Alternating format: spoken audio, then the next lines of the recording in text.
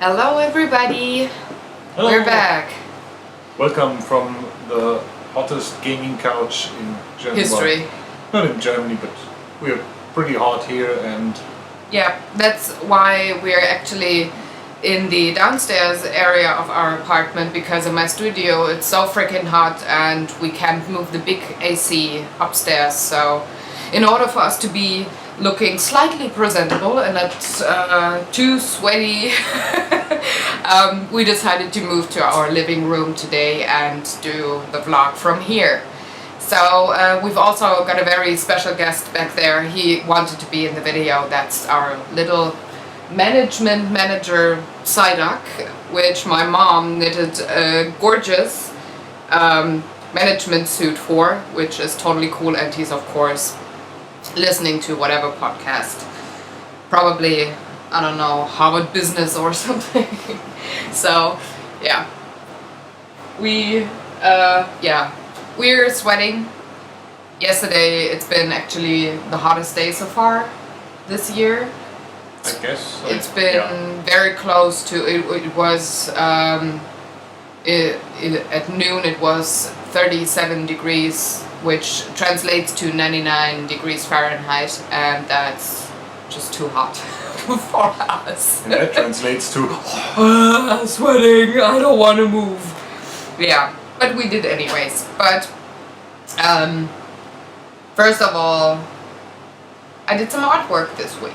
despite the odds and the Despite weather. the odds, the heat, You and threw everything. yourself into work and Oh yeah, I was very busy. that's especially challenging considering that your studio is under the roof, so this is like the focal point of heat in the entire house. Yeah. It's really amazing to me, and I don't know why I always forget it when summer is coming up.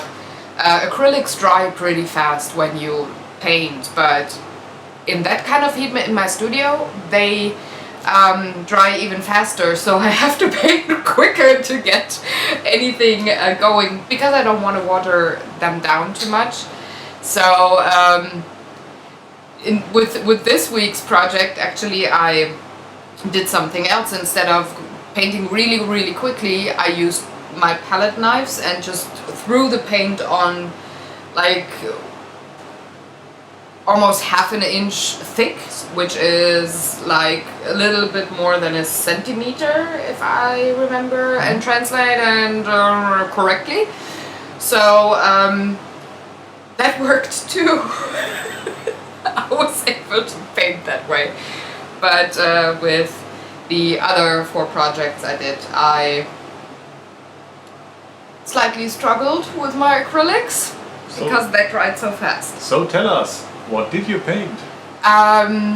What I painted and published this week was another one of my I challenged myself videos with grabbing blindly 2 colors and creating a painting from that without a theme or whatever before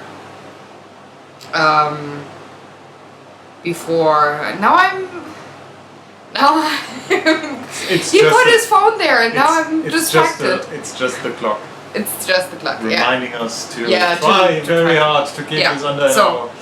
I try. So I painted a gramophone, which has no vinyl on it. Is it the same thing in English? Vinyl?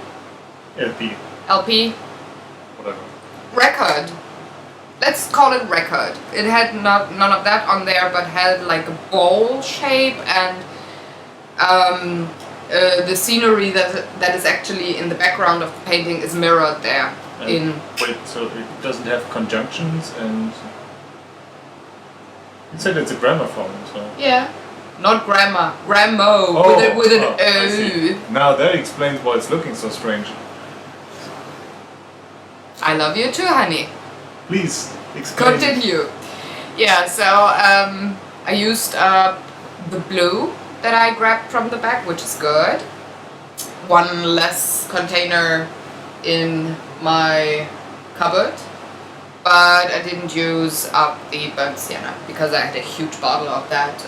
I used up the smaller container, but the bigger one, there's like 1/3 left, so I might grab that later on in the year to paint something else. So yeah, that took me actually, I painted for almost, what was it, 3 hours in total. So the painting was actually pretty quick, but there was a lot of drying time in between, so it actually took me 3 days to complete that painting. And while I was waiting for the layers to dry, I did my 2 art journals, the one for last week, which I already also published this week, and the one for this week, which I'm gonna publish on Monday, so tomorrow. And then I did some crafting stuff. I made a board game box for him because we needed some extra space for expansion packs of a game that we talked about a lot, Sentinels of the Multiverse. We did the extra promo card things and the super cool life counters and stuff, and they do not fit in the box, so I gifted him with one of my wooden boxes painted, and you're gonna see that video probably next Friday. I'm gonna put that up. And last but not least, I also did some wood burning. You might have seen a photo on my Facebook page about that. And that project is still in progress. I'm not done with that particular wooden box. I'm gonna do that next week. I'm gonna finish it. So yay, that was the art. Did you see the video? No. No, he didn't have time. He was really, really busy the last couple of days. Work was exhausting. Yeah, we had a big thing that started this weekend, I guess, so yeah, things had to be... No, that's totally fine. In other regards, so that we can quickly go on to the gaming stuff, I did some writing. I actually finished 2 larger scenes in my book, and on one day I did 2,200 words, which is a good word count for me to write on one day, but not like the raw material, but edited once by me after I wrote out the raw scene. So it's actually not only writing but editing too a bit. So that's what I did. Yay! So that's what this kind of material we call subjectively not so raw, objectively still raw. Yeah, that's true. But I have like the punctuation is correct, and there's no misspelling anything, and the sentences make sense. But what you have to edit then and give me pointers for is, am I tying up all the knots of the line, the storylines that I have in the book? Do I miss anything? Do I give a clue to solving the mystery too early, too late? Stuff like that. That's what you have to edit, and that's actually the big part. So anyways, but that's probably going to be a topic by end of 2014, early 2015, when we go into that phase of the book writing. Now we're still less than 12 minutes in, and we start with the gaming. I'm so proud of us. Although that's again the biggest part. Yeah. So we did some gaming, we got some games, and yesterday we had a gaming night with my parents, or actually it was afternoon/night, right? It was a gaming day. Or... Yeah. So we went over to their house for food and games at 3 p.m. We were there, and we got home at 1 o'clock in the morning. So with maybe 45 minutes or an hour of that whole time frame not gaming due to food and stuff. It was a bit more. It was an hour for the food stuff, and then you had to drive. Yeah, so maybe 1.5 hours that we didn't play, but all the rest of the time was pretty good. filled with board games. A lot of them. We brought 6 and we didn't even play them all, which is... Yeah, but I only brought one of them, Dixit, because my parents gifted us with one of the expansion packs for Children's Day, so I wanted to show them the new cards, but I did not bring it with the intent of playing it that day. I intended to play 5. We played actually 5 rounds of games. If we had not played Quirkle and Camel Cup twice, we could have played Flashpoint and Ticket to Ride, which we brought but did not play. At the third game we played Concept, we played fairly long. Fairly long. So yeah, but that also says what we played. So we started with Camel Cup, which was I think the first time we played it with 4 players, and that game is getting way more fun the more people you have and the board sitting down and making crazy bets, and it is way more rewarding by just going in and saying, there's no way that the white camel will end winning this leg or winning the race, but who cares? I'm just gonna pick up the bet and place it there, and then sure enough, through a lot of very unlikely coincidences, then the white camel ends up on top and you're the best, happiest person at the table and say, yeah, my camel has won, although there was never ever a chance of going in. That was actually my daddy.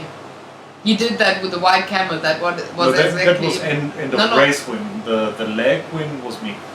Yeah, but with the white camel, he put down the bet for the end of the race game fairly early in the second game, and it was the white camel again. And he did win those 8 points. White camel. Yeah, they win often. Such a boss. Yeah, and the orange one often loses. Yeah, I think it was second place twice. Yep. It was, I think, white camel and green camel won. Yeah. Yeah. Yeah, but that all doesn't matter. It was a lot of fun. It's good fun. Camel Cup. Although I still think that Splendor is the more interesting Game of the Year nominee. I can see why Camel Cup has won the German Spiel des Jahres. Yeah. Just because it's way more appealing for a broader age range, if that makes sense. It's less thinky. My dad-in-law pretty much brought it to the point where he said he really likes playing it because it is not too thinky, but there is still some consideration to be made, some interesting decisions to be made. So I see why. Yeah, and I think it's the perfect game for a family with kids around the age of 8 or 10 who work all day, come home, prepare the dinner, and they're just exhausted, and still they want to engage in family time, like with board games. And I think this kind of game is perfect for exactly that scenario, and I think that's what it was designed for. I still think with 2 players it's not the greatest game. I'm not gonna revise my opinion there. But I definitely like it more with 4 people, and we had a lot of fun yesterday. My mom was enjoying herself very much. She really I think she liked Camel Cup best out of the 3 games that we played. Well, she liked Concept. That too. And also Quirkle. So but with Camel Cup. One thing I noticed is that 4 players seems to be the true magic number there.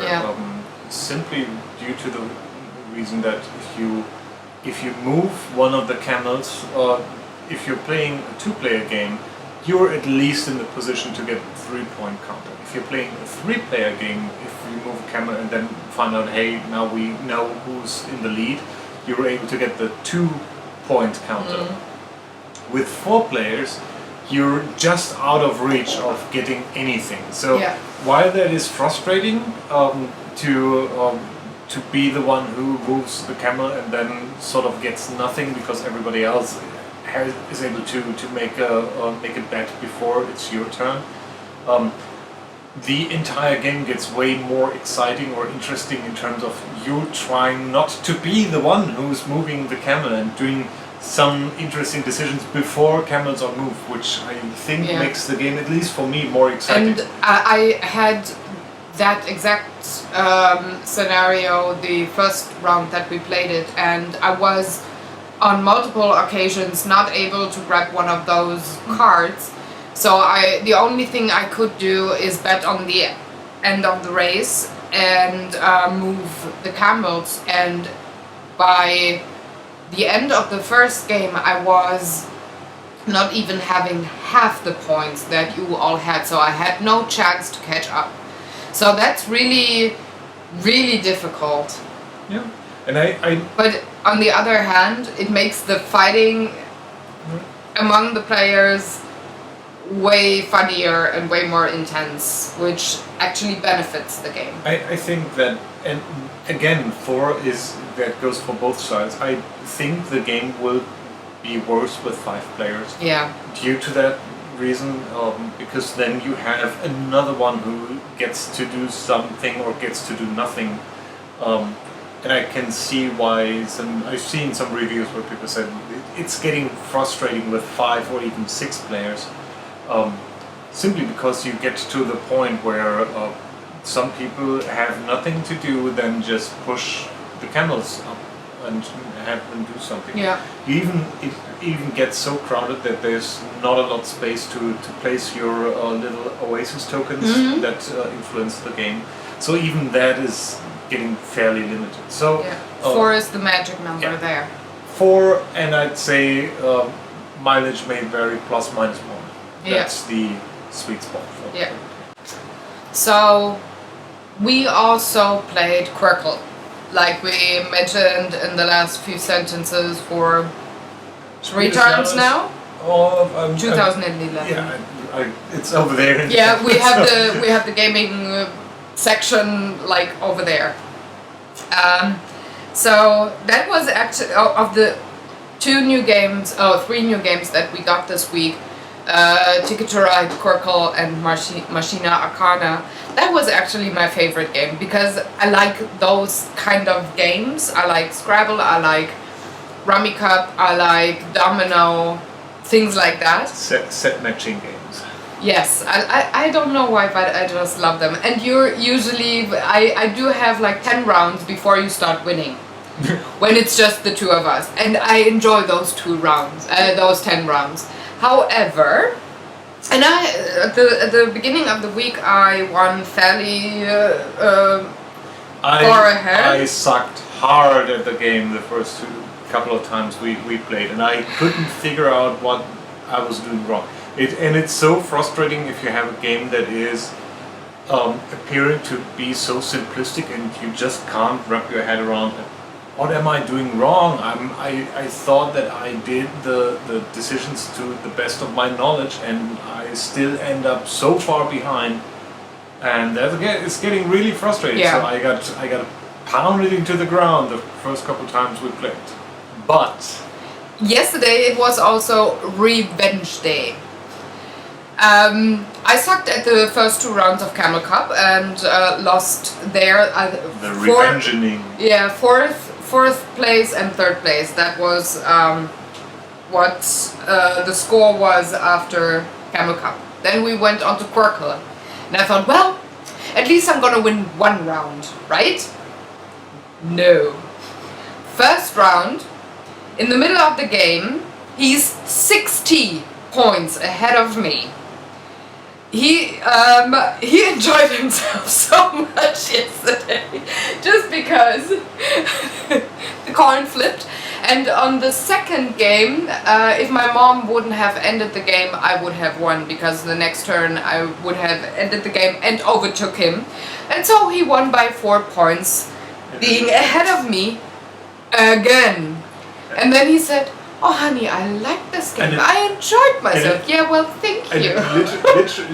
Literally was she told me in the second to last round, she told me, "I'm 1 point ahead of you," and everything looking good. And I thought, okay, I can still get a couple of points, put down the thing that gave me 5 points or 4 points, and then my mother-in-law, it was her turn, and I was like, if she's finishing the game now, I will have won.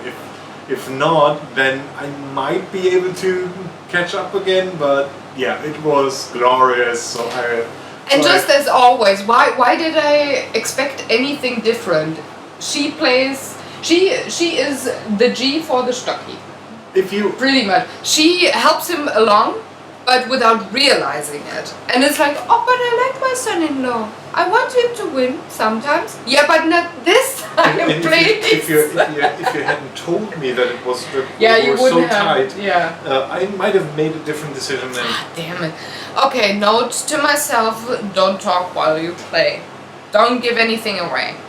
But anyways, it was a lot of fun. It took my parents to get into it, into what you are allowed to do and what you're not allowed to do for 3 or 4 turns, and then we were all set and just playing. Right? It was fairly quickly that everybody learned the game, and it's totally simple. The concept of playing something in line. Yeah, in line. In a place. In a row. Put it in a row. In a row is. That was the. Had some difficulties to transpire. Yeah, but anything else? We're not gonna go into the mechanics of Quirkle too much, because it's just too simple. It's super simple, and I guess it's so. It seems to it's be well known, pretty much. Yeah, popular. It's similar to it's old, Ride. Yeah, I mean, it's old enough. If you play board games or anything in that regard, you probably know about it. Yeah. And if you're not interested, it doesn't matter either way. Although I've got to say, if you're looking for a simple, quick game to get into board gaming, if you like abstract games, meaning there's nothing really there in terms of theme or a story or something, Quirkle is a great entry because it's simple.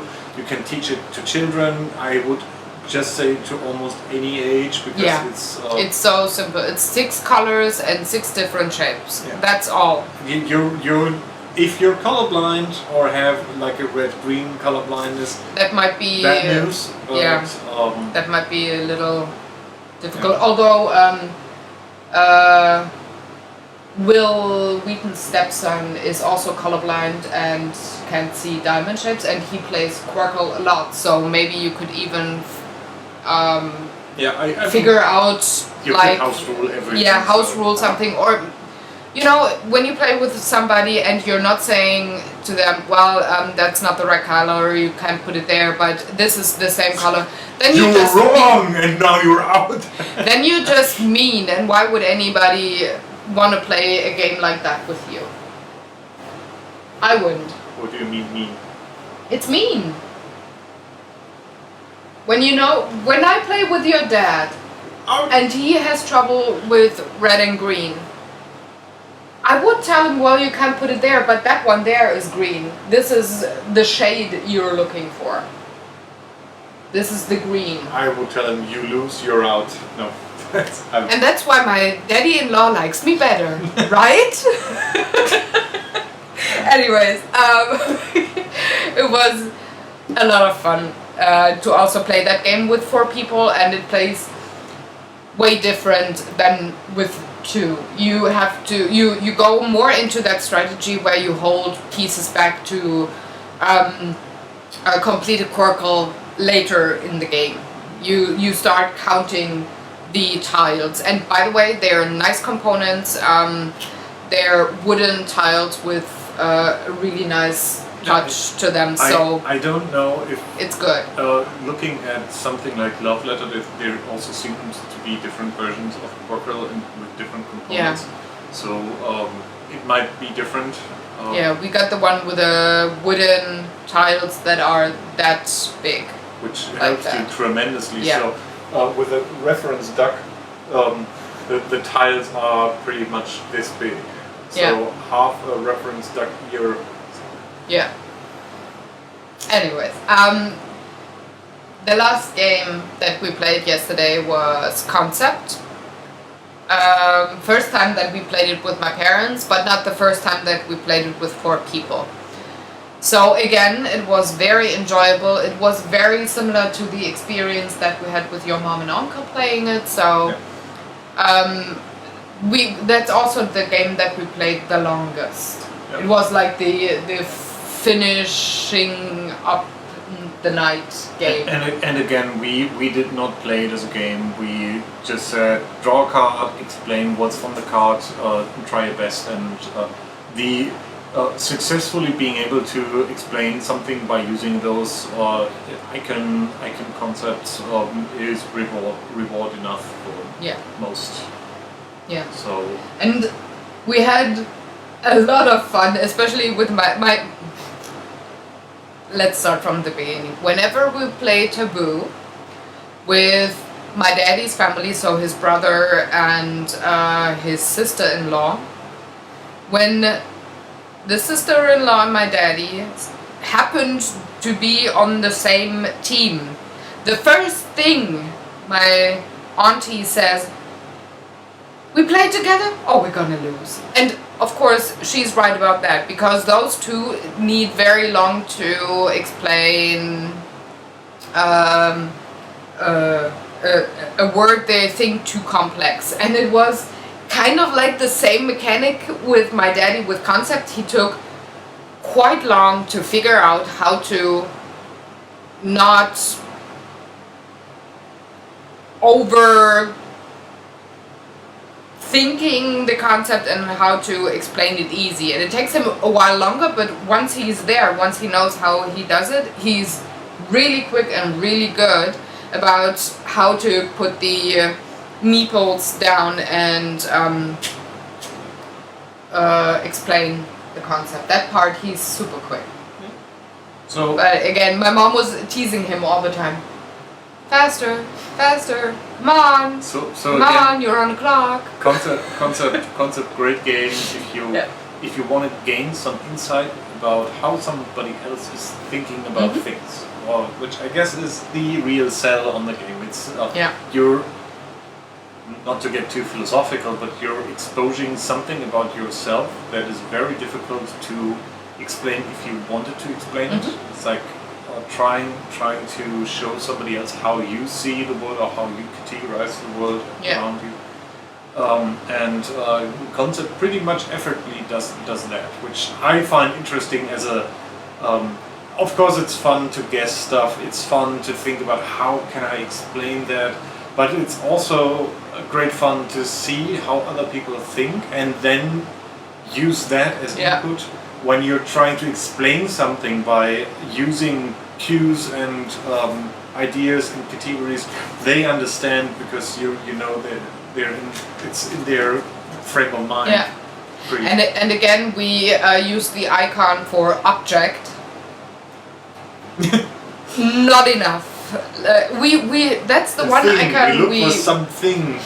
The icon that we always seem to forget is there and is so helpful is object, and we use it not often enough. But just like with his family, with that gaming group, with my parents, the longer we played that game, the more we tried to make phrases that are in the gray section, so not just any person or whatever, but like a proverb. So that was a lot of fun to when they felt comfortable enough to go for those. It was very interesting. Yeah. So. And the honorable mentions in terms of games, but we need to play that a little bit more. This week, Machine Arcana arrived, which is a dungeon crawler game that we kickstarted, I think, November, yeah. We saw that as a prototype at the Spiel Fair in Essen last year.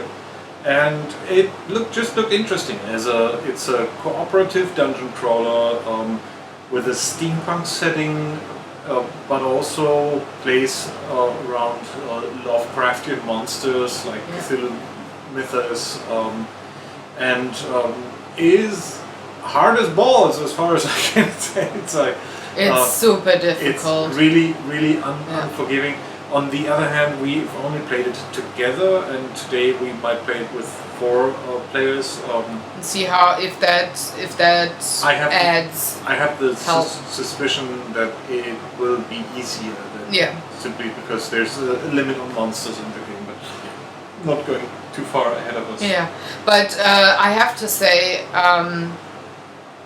I didn't look at any of the components or whatever during the Kickstarter phase. I knew that we Kickstarted it and I knew that the game was coming, but I didn't look it up or anything. But that box arrived and we opened it, and the first thing that I saw was fucking beautiful artwork.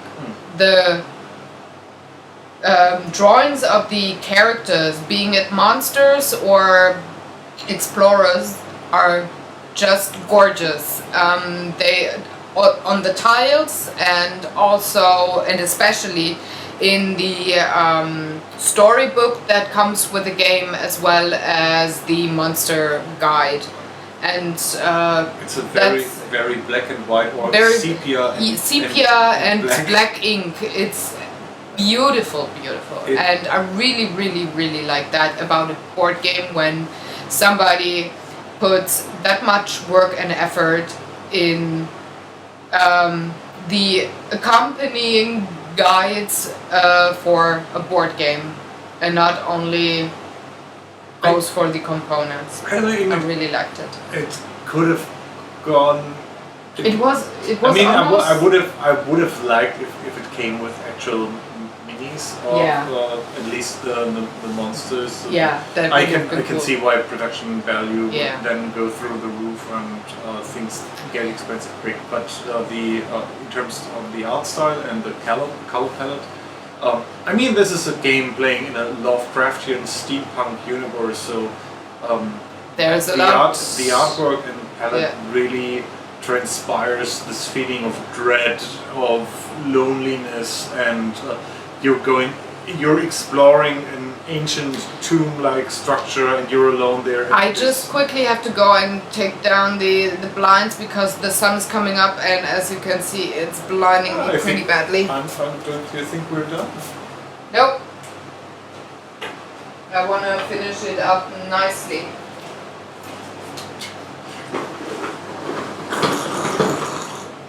Yeah, I'm sorry. And we're dark. And now we give the camera a little bit of time to adjust. Now you still have the hostage of light. Now we're adjusting. Okay, adjusted. Way better. You need to. Yeah, I have the mustache of light. I know, but at least I can see. Oh.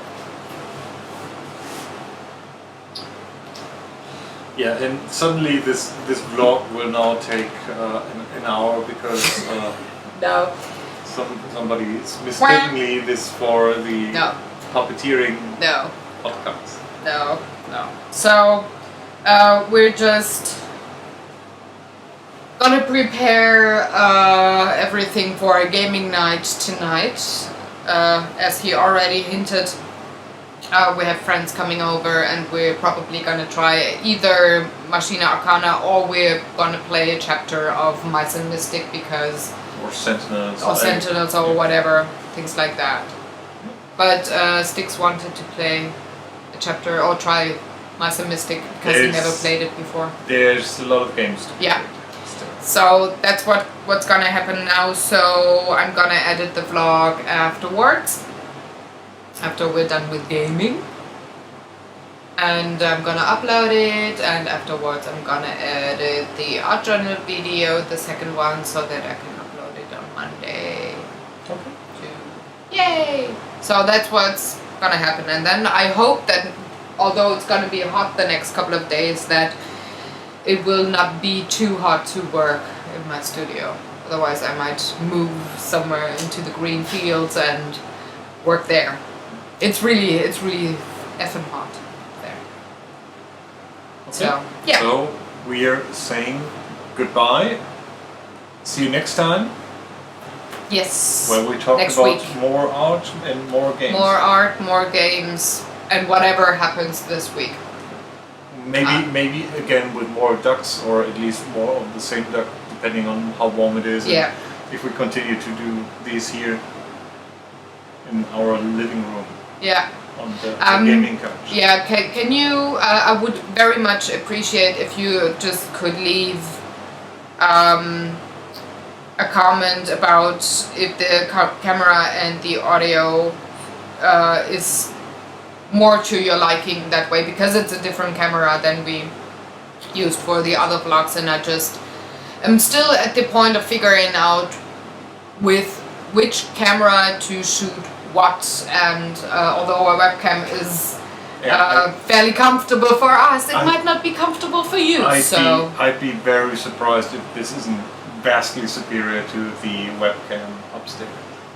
Yeah, the question is if people are just listening more and not watching, or if they are also looking a lot. So I would highly appreciate if you could somehow let me know, because if this is better, we just might move the vlog to the gaming couch and have Psyduck and Petronella maybe once in a while join us. So we now say for reals, goodbye. Goodbye, Didai. Enjoy yourselves. Take good care. Till next week.